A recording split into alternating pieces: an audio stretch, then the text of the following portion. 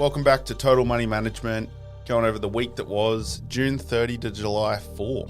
How we doing? Independence Day. Oh, it is. In the United States. Independence Day, big beautiful bills. It's all happening over there. What do we think of to this big, beautiful bill? I suppose it depends which side of the... what colour you are. You red or you blue? Yeah. And the Reds think it's great and the Blues think it sucks. Yeah. That's it in a nutshell. Yeah. But well, is it going to... It was obviously going to add to deficit, which will get people... Yeah. It's going to put more... yes, it will add to the deficit. Part of the argument from Republicans is it won't be as bad because they'll have tariff income, which is true. But I think the focus has been on there's two parts. Trump, it's not extra money. All it is Trump saying the tax cuts that I did in my first term were due to end this year, 2025, and so they've just simply extended those, right? So it's not as if he said we're going to spend another $5 trillion. Well, what other tax cuts? Well, I don't know because it obviously impacts Elon because he's having a big bluey about it. Yeah, no, Elon's cranky because Doge was sent in to save government money, and Trump is now saying, and we're going to spend an absolute bucket load.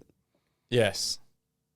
Right. So but there's something floating around about it's impacting EV. Yeah. No, sorry, that part is right. Yes, what Trump said was the EV tax credit, that gets the flick. If you look at Musk's history of revenue with Tesla, a lot of the money comes from the tax credit. So that's why he's got the shites with it, right? Because Trump's cut off a lot of, and what we know is it's always the same thing, right? You give people incentives to buy EVs, they'll buy EVs. But when you take the incentive away, people go, yeah, I don't want to buy an EV. So Musk is really pushing that, up the hill. And Donald's threatened him with deportation. Donald absolutely only did that to get at Elon. Well, no, that's not true. Trump has always... That's why I couldn't understand why Musk was supporting Trump, because Trump said, Donald hates wind power, he hates solar power, he hates EVs, right? He just hates anything green. So, the guy's 80. Come on, he hasn't got a fucking environmental bone in his body. No. Right? He doesn't give a shit. He's going to be off the planet in 10 years. And he's just a rich old white guy. Right? So he's like, he gives us stuff about the environment. So his idea is... What was this? Drill, baby, drill. Yeah, drill, baby, drill, right? Because he wants cheap oil because, that's economic growth and all the stuff he goes on with. But he's, just looking at the headline there, he's really done... it feels like he's been in for years, let alone months. But the point being that he's actually really turned the joint upside down, both globally, right, and locally. Are you impressed? Well, I think... Yeah, probably a little bit. Well, because for a while there it sounded like you really didn't like him. No, I'm ambivalent. I think if he was doing what he was doing, I agree with his trade agenda. I got that down pat. I think what he's doing there is the right thing.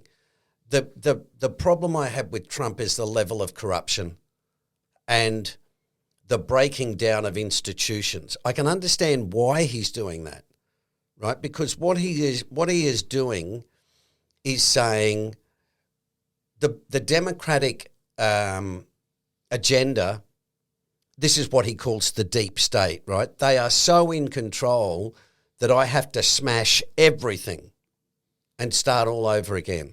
So I can understand why he's doing it. Is it right? I have no idea, right?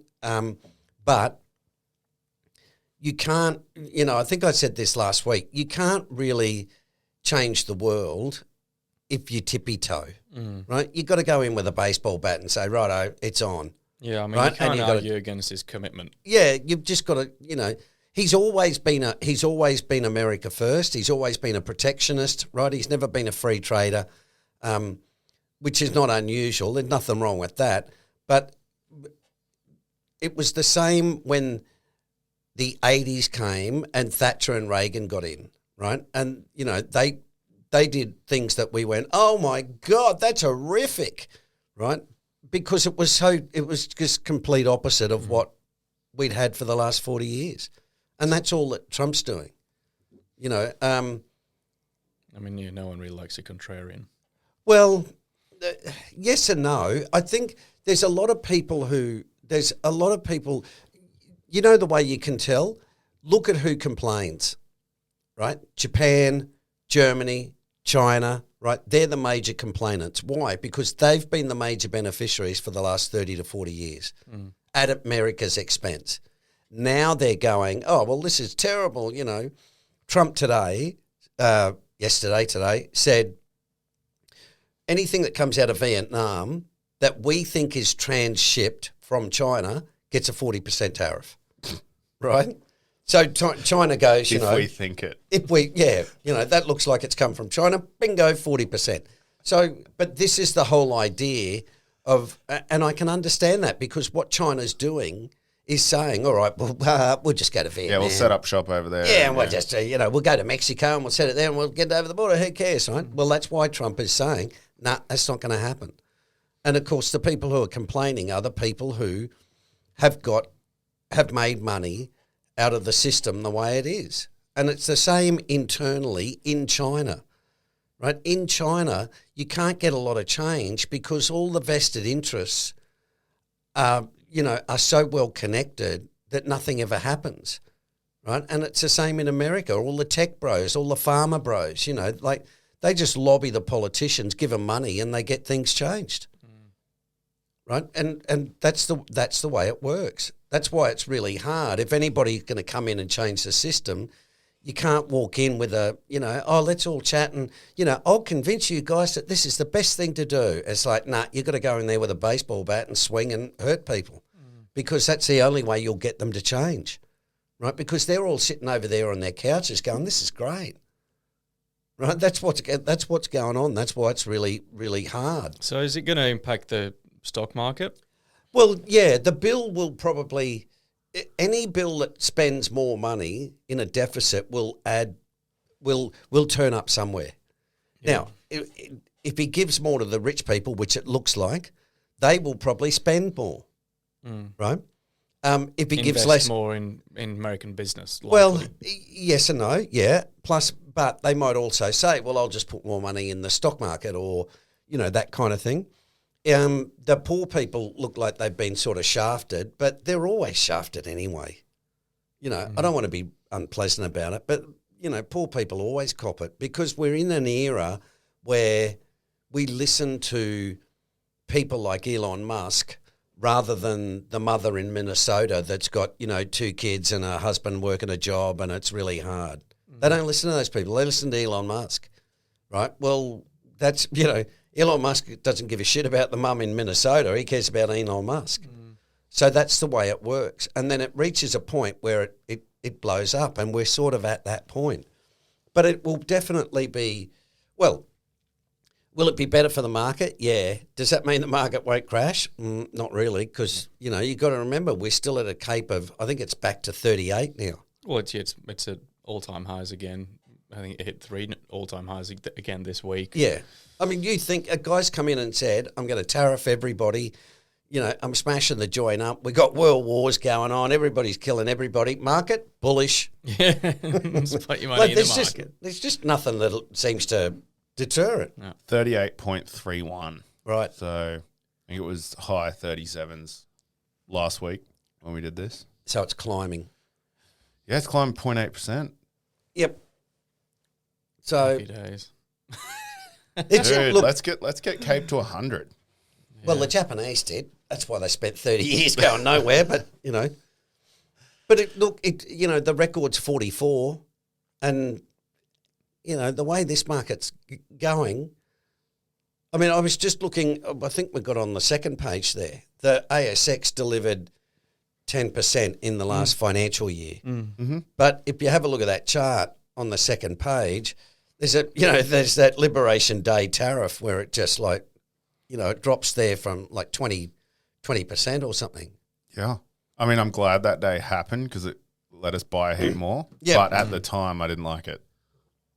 Yeah, it was Mate, pretty scary. if you're buying something and you're enjoying it, you're doing it wrong. Yeah, that's fair. Right. So just quickly, weekly highlights. We've touched on the big, beautiful bill. Australia has a low level of financial literacy. Yes. And No surprise. Superannuation rises 12%. Minimum wages up 3.5%. Yeah. They Break the bank. yeah, Chalmers, we thank you. wish.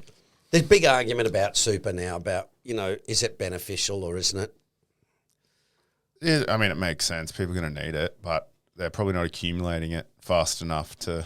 I think let it's us the start wrong working. question. We're asking the wrong question. It's what are we going to do with this, with the money afterwards, I guess. What do you mean afterwards? Like when we retire, is it Oh, right, okay. like is it asking if super's beneficial after the fact? Is The It's problem almost a with moot point. super is, if you're look at me, I'm 62, right? If I said to myself, okay, I've got, let's be optimistic, 20 years, okay, which is not unusual. I mean, the average male age now is about 79. we're going to somewhere around there. upload your brain to AI, Steve. So Fantastic. We've got to keep the podcast going somehow. Somehow, and and women, I think, is about 82. So 20 years. Okay.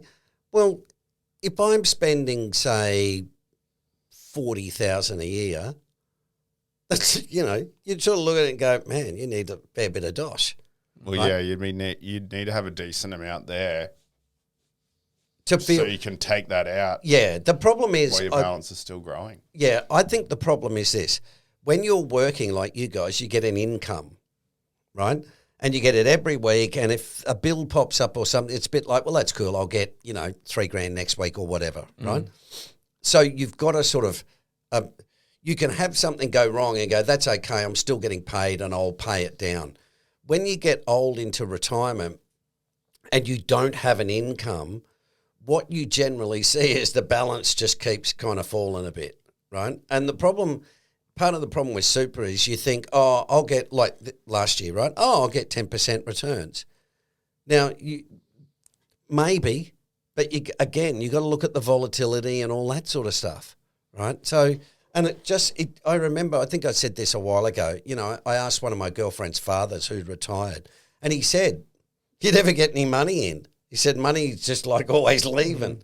And so you might get a general level of insecurity there about whether you've got enough. Yeah. It'd be scary. Even if other people go, dude, you got plenty of money. Because you work off the assumption that those people have paid their houses off, which is all good and well now, but Yes. people getting into the market now that are entering on $1 million mortgage or more, Yeah. and then expecting that to be paid off by when they retire is actually not unreasonable to assume it won't be now. Yeah. Well, the other problem too, on top of that, Jacob, is there's a lot of parents who have gone into debt for their kids. Right? And if that goes bloody pear-shaped, then boy, oh boy, we're in a world of pain. So there you go, financial literacy. Don't give money to your kids. Well, yeah, I mean, it's not just Australia has low level of financial literacy. Nobody does. Yeah. It's but boring. Yeah. I mean, they should really teach children about, early. But, it's a pretty dry subject. Like a kid, most kids want to learn that, not that many kids go to school and go, this is fantastic.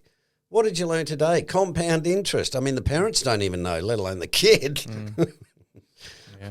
Well, maybe that's it. TMM goes to school. Yeah. So Start counting beans. we're doing our bit for the country. Trying our best. We'll stop Trying with our the best. swear words. And then superannuation's obviously up a little bit as well, which we've just talked about. So That should help the market a little bit. Yeah. More money going into super, and that then goes into the market. So, And then over to the States. and then what? Over to the America. yeah, into the Mag 7. Yeah. Yeah. Next, Aussie economy. Is there anything else you want to touch on there?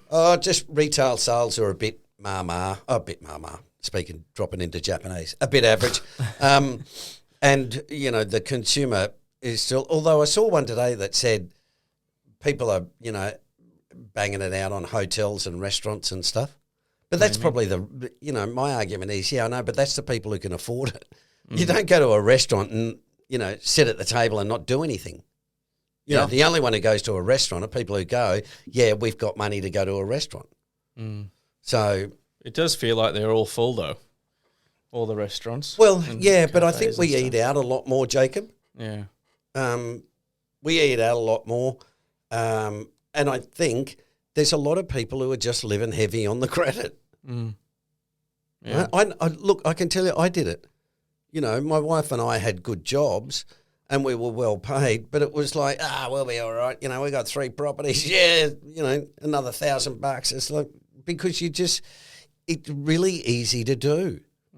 You start drinking the Kool-Aid. Just get fat and happy. Yep, absolutely. But investor numbers have fallen a little bit as in Australia, right? Yeah, well, the number of investors declaring rental income, slightly. What does that even mean? What does it mean? Does that just mean there's less people with rental properties, or... Am I bloody blind, you blokes? Can I see my glasses? No, they've gone, mate. Can't you read? You might be blind without your glasses. No, well, you keep talking. I'll just... Well, we got property issues. So investor numbers have fallen for the third time rental investor numbers have fallen for the third time in 25 years, which is what, like, the ABC have put an article out now. But at the end of the day, it's not still... much. It's fallen, like, a tiny amount, yeah. But... I can see. Oh, he's got him. Well done. On the floor. Back into action. But what is this actually like? It doesn't mean anything because investors are still buying extra properties. Yeah, the investors are back. Investors are quite strong into the market, into the market. Which again, I'm just shaking my head, going, Jesus, I don't know. Like we were saying, what does it take to stop the US stock market? What does it take to stop the Aussie property market? Yeah, nothing. So that's just BAU, really. What's that? It's just business as usual. Yeah, absolutely. But that's where it gets dangerous, right? Because people are like, I see it all the time. It'll never go down. It's like, that's not the way it works, brother. Yeah. But anyway, rare earths obviously are heating up. Australia, India, Japan. And the US, they're making arrangements for building, like, the supply chain and kind of moving that around. But as nothing's set in stone yet, is there, for Australia to supply the rare earths? Well, we've got a 1.2. Albo came up with a $1.2 billion critical mineral strategy. One of them, and part of it was to stockpile. What's that word mean? Stockpile. No. What's the rare earth? Oh, neodymium. That's a boy. That's the boy. So we're going to have preosimium. We're going to have shitloads of neodymium.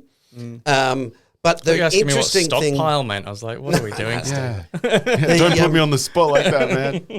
The interesting thing happened the last couple of days, where basically what we've got, and we've been talking about this, saying the US have got the semiconductor chip knowledge, right, on design.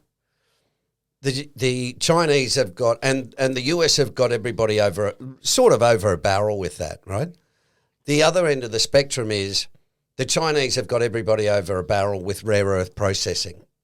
So the Chinese want the software and the Americans want the rare earths. So they've now come to an agreement, right, where the Americans have said, okay, we'll stop the export controls on the semiconductor designs and software. And the Chinese have said, all right, well, we'll have a look at the rare earth situation. So what they're doing is simple. The Americans are going absolutely gangbusters to try and get a rare earth supply chain in, and the Chinese are going gangbusters trying to get the semiconductor chip technology. Right, and as soon as one of them or the other gets what they want, then we'll be blowing again. They'll start giving them the old software. The dirty. Minerals. The dirty neopremium. Well, Penny Wong was over negotiating this week, I think. Yeah. Who? And that's part of it with the Quad. What's her title? The Minister Minister Foreign Affairs. yeah, that's it. Yeah. She's very good, very experienced. But yes, the point being, the rare earths are coming up everywhere. And part of it is because companies are saying we can't get it out of China, right? So that's where the Chinese have got. Look, I can tell you, the more you read, the more you realise we are completely at the behest of the Chinese for so much stuff, unbelievably so much stuff. We'll see what happens in the next few years. Risk. Let's talk about risk. Let's have a little mini masterclass. Well, this is one of the main lessons in the Wells, I think Well 2, or all of them actually. We cover generally risk. all of them. But it's a little bit more than just looking at the market valuation, how much you want to lose. We go into personality types, your own knowledge, the market valuation, because it is important, but then we've got a risk hierarchy to kind of tick off as well to make sure that we're covering all bases. And once you understand that fundamentally, it becomes a little bit easier to make decisions, I guess. Yeah, we sort of look, I think there's 4 parts to it. You've got to think about it in terms of internally and externally. You know how we have thought principles and action principles, right? Well, I look at it and say, okay, personality is part of risk, right? Tom, you might be a lot more risk adverse than I am, right? Like we were talking before about my relatives, right? Really, really prudent, right? They don't like risk. Type 6s. Right? Whereas I can look at the same thing and go, that's all right, no worries, go for it, right? Because I'm more risk tolerant. That's a function of your personality. It's got nothing to do with your age, right? Which is the way the industry looks at it. The second part is knowledge, right? If you know what you're doing, you've got a lot better chance of making money than somebody who's, brain dead up top, right? Because they're not going to know when to manage their portfolio allocation and stuff. And that's easier said than done, right? Knowledge. Well, yeah, it happens a lot with young fellas who make money, right? And they don't think about market cycles. They don't think about risk. They think you just, you just play the cards and you win money. Oh, mate, this is easy, right? Why didn't I do this when I was a kid? Fooled by randomness. A little bit, yeah, very much so. So that's the internal stuff. That's the stuff that you can say, I'm going to go to Total Money Management and learn about stocks, right? And we'll show people how to think about personality and give them the knowledge. Yeah. The flip side, which is the stuff you really can't control, is market valuation. Right? The market, what did we say? The Cape's at what? 38.3. Yeah, a bit over 38. Okay. You can be the world's greatest investor. It's going to be really hard to make money generally when the Cape's at 38. Right? You can be the world's dumbest idiot and you can still make money when the Cape's at 10. Right? Because the market's either cheap or expensive or the valuation stuff. And then the last part is the risk hierarchy, which if you have a look on the next page, and sorry, let me take a step back too. The risk hierarchy starts with government bonds, right? Government bonds are considered the safest asset. Risk-free. Yeah. So if I said to you, Jacob, I'll give you 5% and you can come back to me in 2 years and you can get your money back and I'll give you 5% for it, that's a lot easier than saying, Jacob, give me your money and I'll go and, whack it up on the stock market. You might get 7, but you might lose 5, right? That's the part of risk. US bonds, gold standard. Yeah, generally. Yep. So what I'm pointing out with the next step is the studies. There's a guy called Heinrich, I think it is, Bessenbinder, right? So he did this series of studies, and basically what he showed was this really, really shocking stuff, which was your chances of picking stocks and winning over an extended period of time are virtually zero, right? And so there's a couple of points here, right? The median time a stock is listed is 7 years, right? So in other words, if you're a buy and hold investor, a lot of the stocks you buy will probably be duds if you hold them, for a longer period of time. Of the 26,000 stocks since 1926, only 86, less than 0.03%, are responsible for 50% of the returns. Wow. right? So what I'm saying is, how do you think you'll go picking, 0.03%? The next Yeah, Amazon. just make sure you pick Right? the 0.03%. You'll be good. Yeah. So for all stocks, there's no premium, and the positive premium itself is a result of a few stocks that outperform. Okay, that's a bit gobbledygook, but what it's simply saying is you get a premium, right, a risk premium for stocks. So I said to you, you could have bonds at 5%. You might say, well, Steve, I want 9% for stocks. And I say, okay, well, that's a 4% risk premium, right? What he's saying here is basically stocks don't have any benefit from risk. And the reason why is because you've only got a little number of stocks that makes everybody look good, right? So it's a little bit the Bill Gates, walks into a room and everybody's suddenly a billionaire. Bill makes everybody look rich, but in actual fact, it's just Bill. Just him. And the rest of them are duds, right? So it's that idea. The top 1,000 performers, less than 4% account for all the wealth, right? So again, 4%, and you've got to think this is over 100 years, but over 20 or 30 years that you're involved in stock picking, it's really goddamn hard, right? To pick winning stocks enough to beat the market over a 20 or 30 year period. And then you add market valuation on top of that. Yes. It just compounds Absolutely. the difficulty. So, the Warren Buffetts of the world, mate, they are, they're a needle in a haystack, right? A single stock strategy, which I was just choosing one stock each month, which is what you get from heaps of newsletters, right? Heaps of newsletters write to you every month, and here's a stock, and here's a stock, right? Failed in 96% of the cases and underperformed equal weight 99% of the time. This is looking pretty dismal, Steve. Well, it is. It is. That's why I'm saying to you, if you want to pick stocks, please go right ahead. But boy, you better know what you're doing. But how do you seem to always find the 0.03%? Well, no, not always, but He's got a fair few doozies. Just 99% of the time. 99% of the time. No, what you could do, Tom, and this is what Bessenbinder did, right? The last study he said was, okay, let's look at what the top performers are. Now, what are they? They're things like energy, right? And this is where Buffett's a genius. Buffett makes money out of boring stocks, but they go on forever, right? Coke is not sexy. Pepsi's not sexy, but they're going to buy Coke until the day they drop dead, right? Bank of America, right? We need banking. Well, people are going to bank with Bank of America. And you can ride the cycles through those old 100%. stocks. Well, Buy what he when the does is price to earnings is low. and he buys them, right? So he buys Apple in 2014. It absolutely skyrockets. He sells it. He still keeps some, and if it compounds, he just makes more money, right? So this is why he doesn't pick Nvidia, because he looks at that and says it's got no competitive advantage.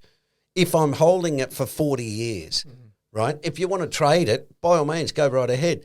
But if you said, listen, I just want to have one shot in the locker here, what Buffett says is, well, I'll invest in Apple because it will still be around in 30 to 40 years' time, right? And that's part of the secret, is you've got to wait to the things to be really cheap, because then if you buy them cheap, you don't need to rebalance as often, because when the crash comes, excuse me, you might be up 250%, right? Now, if you know it's a great company, when it crashes down, you can go, cool, I'll buy some more.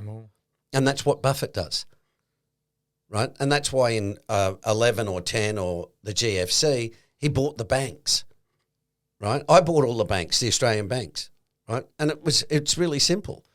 And it's simple because you look at it and say, are these banks going to be around in 20 years? It's like, yep, okay, cool. And away you go.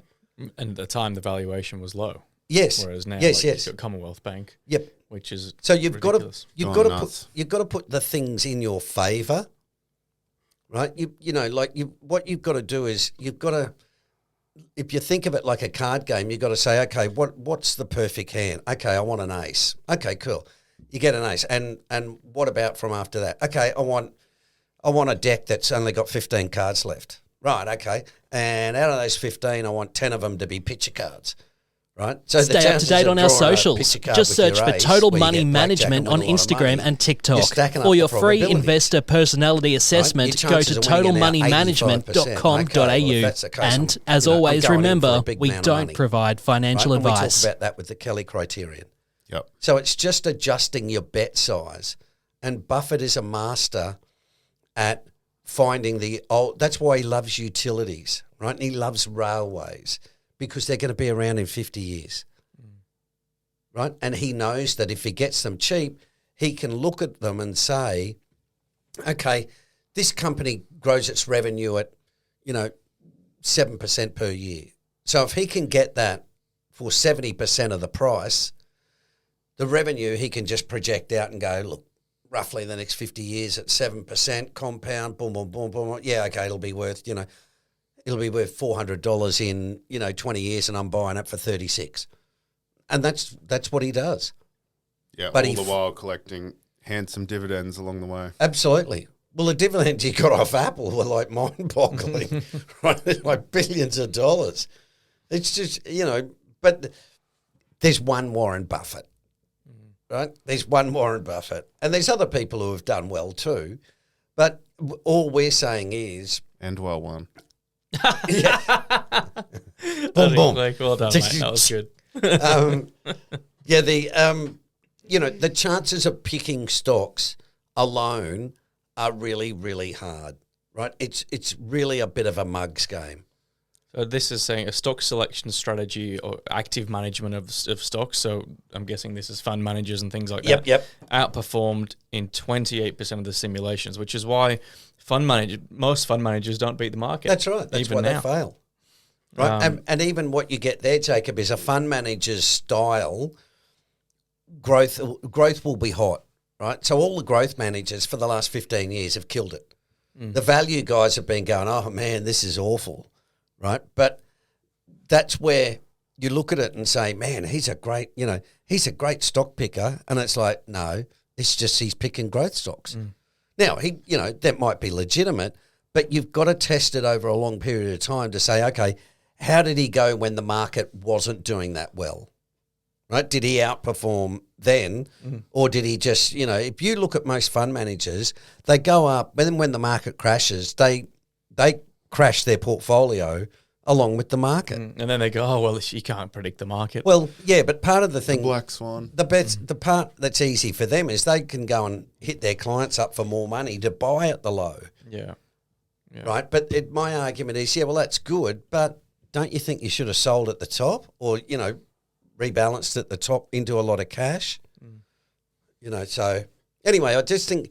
I think it's just timely to remind folks about risk, because I'm starting to see some stuff out there, particularly in property and stuff, where people are kind of forgetting that there's a downside to things. And like we talked about the US, right? The Cape's had, it's at 38. We've had a 15-year absolute stonking bull market with about 500% returns. And everybody's going, yippee, yee-haw, we're going to keep going. It's like, okay. But, Sure. Yeah. And the problem is we don't know when it's going to fall. So that's the element of risk where you say, probably a good idea I'd be cautious here. Yeah. Right? And you go back and look at the last 3 times Cape was at almost 40. At 40, and you go, man, it was ugly over the next decade. And it's like, okay, so please explain why this time's going to be different. Right? Yeah, very timely. And if you have any questions about risk or anything, just reach out, socials or email, whatever works. I think we're done, unless you've got anything else to add. Done and dusted. No, I think that's Tom? it. Probably one thing to note.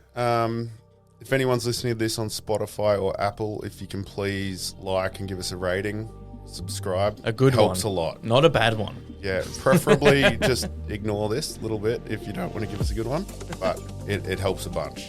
Well, if you don't want to give us a good one, you haven't listened this far. I know. Or you've listened this far and gone, that's bullshit, I'm a good stock picker. And if you've listened to turn it off. And if you've listened this far and not liked it, then you've probably got a screw loose. You just wasted. Right. Now you just wasted 34 minutes of your day. Cheers, Thanks, folks. everyone. Cheers. See ya. As always, remember, we don't provide financial advice.